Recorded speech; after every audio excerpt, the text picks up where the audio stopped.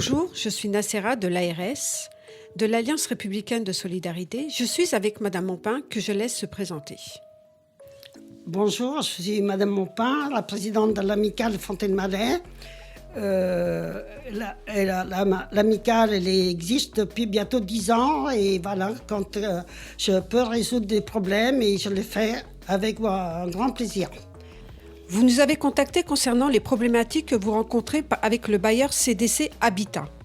Pouvez-vous nous expliquer? Donc en ce moment, c'est le gros problème, c'est l'espace vert. La semaine dernière, on a fait le tour avec les personnes qui sont avec moi et ils ont pris des photos, ils ont fait des vidéos pour voir l'herbe, comment elle est haute, très haute. Les orties sont très hautes, très dangereuses pour les enfants. Et normalement, ça doit être tondu minimum 3 fois par an. Et nous, en 18 mois, on a eu une fois seulement. Donc c'est lamentable et je le répète, c'est vraiment une catastrophe. Voilà. Et comme par hasard, aujourd'hui, ils sont là, ils ont tout tendu. Voilà, tant mieux. Merci beaucoup. Donc maintenant, nous allons parler pour le parking. Les parkings, il y a un gros problème de stationnement déjà parce qu'il y a des gens qui ont 3 à 4 voitures et prennent la place des autres et ça fait le bazar. Ça fait des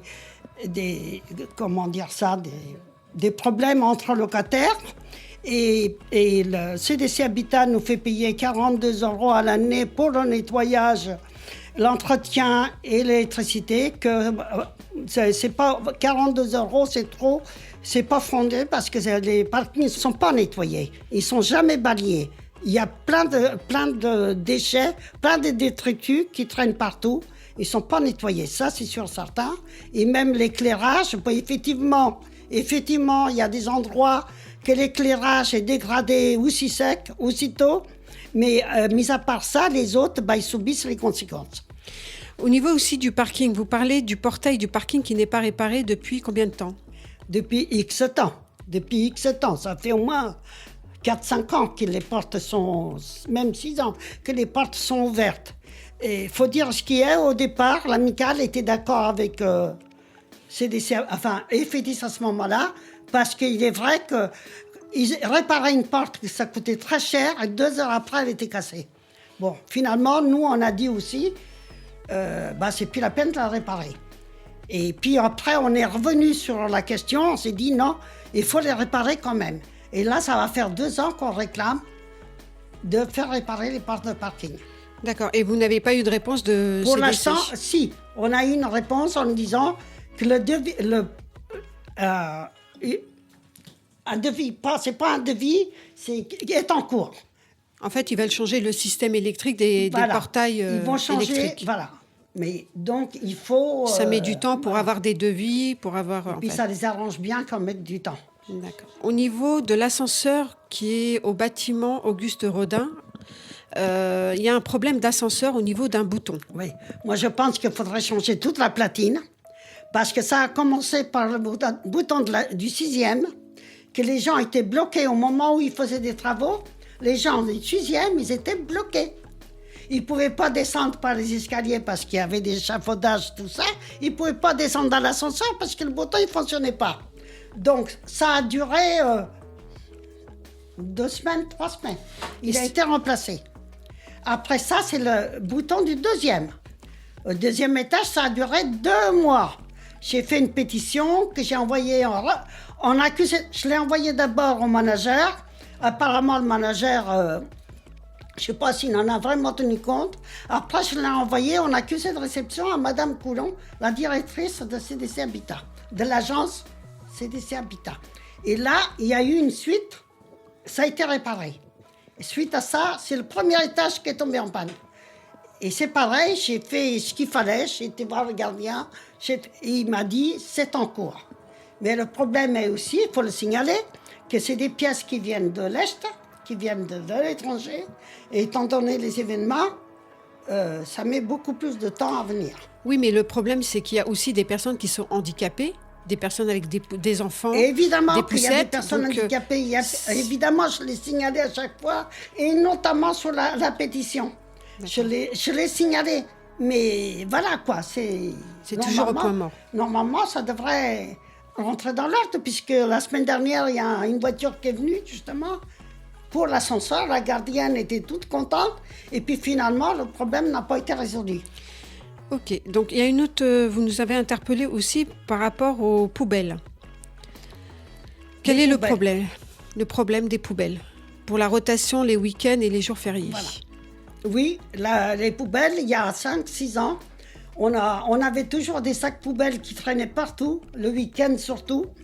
Et donc, j'ai demandé à la direction des FEDIS de faire une rotation 7 jours sur 7, qui a été acceptée, moyennant finance, évidemment. Donc, ça a été accepté, ça marchait très bien, sauf, il y a des manques. Il y a des manques, comme le samedi de Pâques, la personne n'est pas venue. Et donc, la rotation poubelle, le lendemain, il y en avait partout. Le lendemain, il est venu, le dimanche, le jour de Pâques, mais des sacs, il y en avait partout. Dans un grand bâtiment comme le nôtre, qui a 40 logements, c'est énorme. Il y a plusieurs familles nombreuses, il y a au moins 15 familles nombreuses, ça représente des sacs poubelles énormes.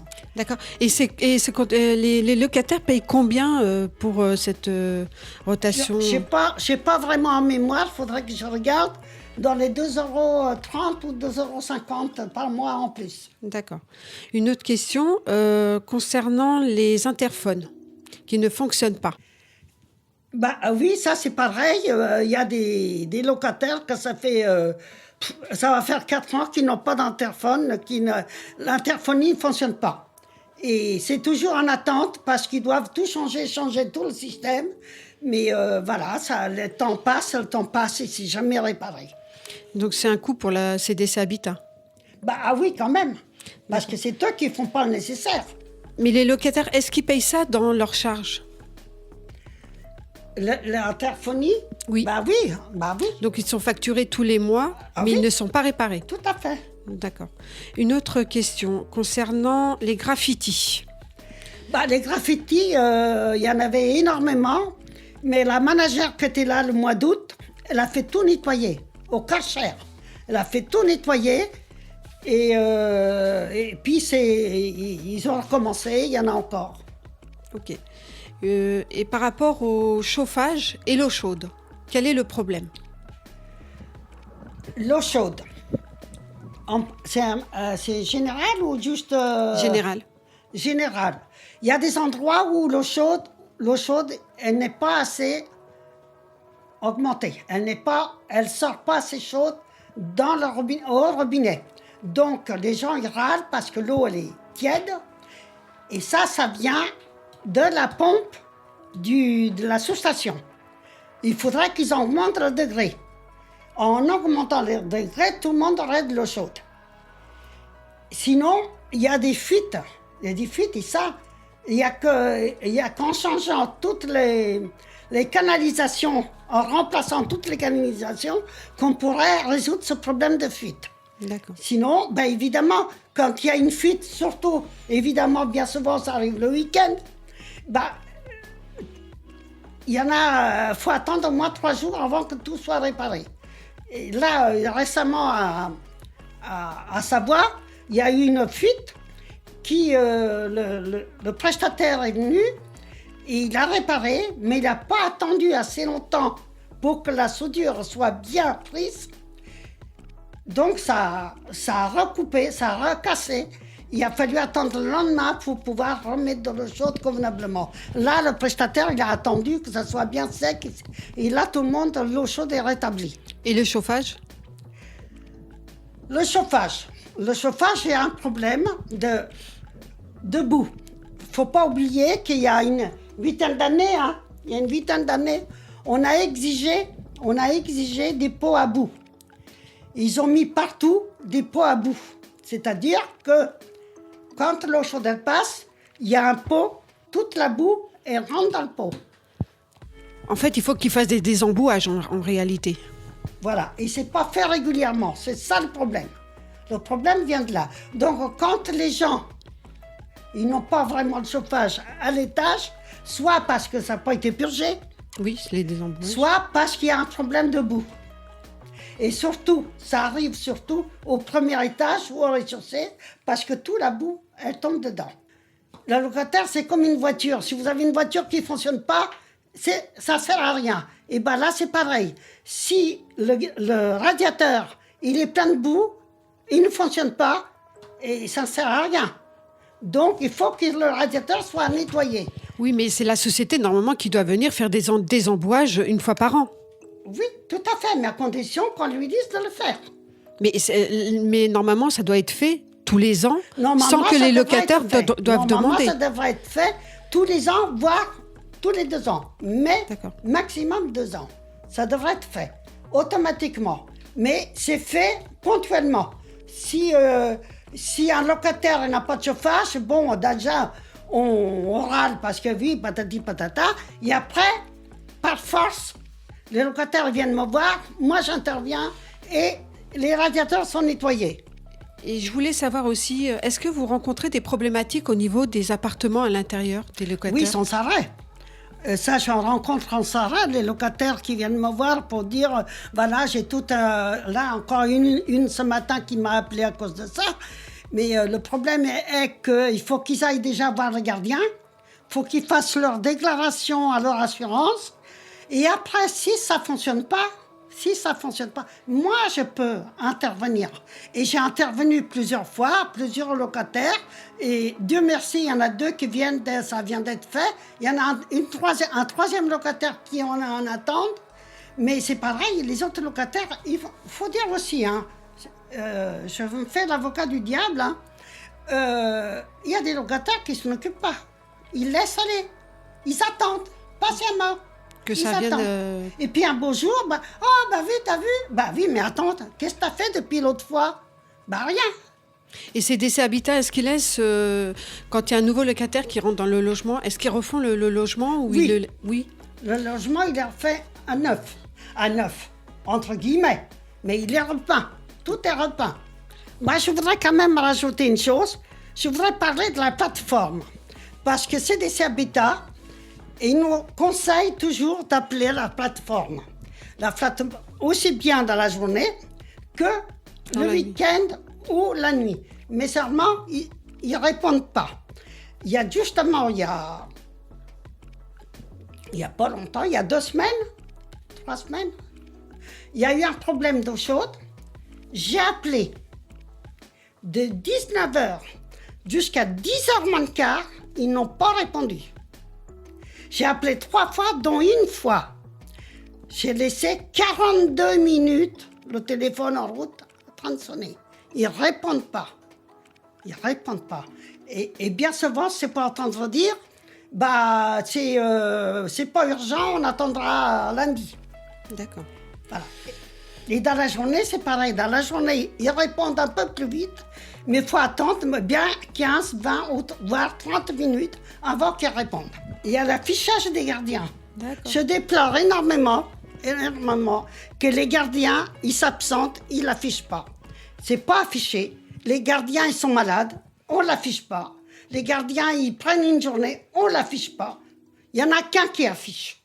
Je ne donnerai pas le nom, mais il n'y en a qu'un qui affiche tout le temps. Les autres, ils n'affichent pas. Alors, on ne sait pas. Les locataires, ils vont voir, il n'est pas là, le gardien. Mais non, il n'est jamais là. On l'appelle, il ne répond pas. Voilà, ça, c'est le dialogue des locataires quand on m'appelle. On me dit, moi, quand je leur dis appeler le gardien, dit, madame, il n'est pas là. On appelle, il ne répond pas. D'accord. Voilà, ça, je pense qu'on devait le signaler. Vous avez un autre souci avec les plombiers. Quel est le problème? La société paye, du moins ce que moi je connais, 2 sociétés de plomberie. Moi, il n'y a pas longtemps, j'ai eu une fuite dans les toilettes, dans le bureau de l'amicale. Je vais donc voir le gardien, c'est ce qu'on doit faire. Il a noté et un plombier est passé. Il a ouvert, d'abord il me dit, comment vous savez qu'il y a une fuite? Je prends un bout de papier, je le mets dans la cuvette, je dis, voilà, il y a une fuite. Il a ouvert le couvercle, il a fermé, il a dit, ça, c'est pas mon travail, il y a une autre société qui va passer.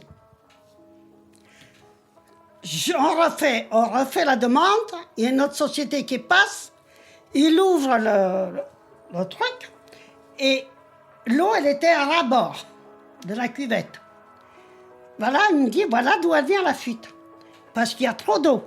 Il a réglé, il a tourné un bouton, il a réglé ça, il dit, c'est bon, c'est parti. Donc, on paye 2 sociétés pour ça. Et c'est quand même aberrant. Aberrant, je trouve que c'est aberrant de payer 2 sociétés, un pour dire c'est pas mon boulot, l'autre c'était juste pour dire bon, c'est normal, il a fait son boulot, la deuxième a fait son boulot, mais c'est quand même aberrant qu'on paye 2 sociétés pour ça. Madame Ampin, je vous remercie pour votre témoignage. Nous allons voir comment vous accompagner pour solutionner ces problématiques. Je vous souhaite bon courage et à bientôt. Merci beaucoup. Merci à vous. Au revoir.